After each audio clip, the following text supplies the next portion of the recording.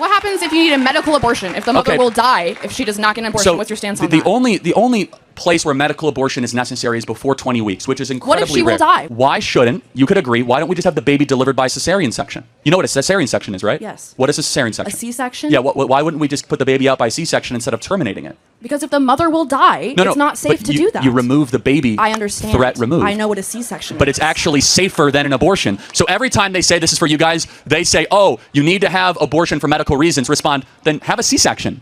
What if you're not able to have a C-section? What if you are on your deathbed, you need to have an abortion right now? Well, again, but And it's illegal. You guess what? can't, so you have to die. First and foremost, C-section is safer, C-section is quicker, and a C-section saves both lives. A C-section The takes... baby is already dead, you just said. No, but even... No. Hold on a second. You're saying if the baby's already dead, then it isn't even an abortion.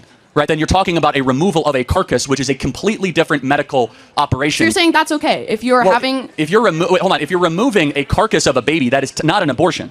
By definition, same process. No, it's completely different. During an abortion, they actually inject the spinal fluid with cyanide poisoning as the baby squirms and tries to find its mother, and it is gasping for air of life. Have you ever watched an abortion? It is Have one you? of the... Yeah, actually I have. And I encourage every human being to watch one to know what you are fighting against. Because when you see abortion, you will have your life will be changed. That we allow the massacre of 1.5 million babies a year under the guise of women reproductive health. We are allowing babies every single year to just say, you know, we're going to discard them. Why? Oh, they're smaller. They're not humans. You're using dehumanizing language saying, oh, it's an embryo. No, that's a baby made in the image of God, deserving of protection.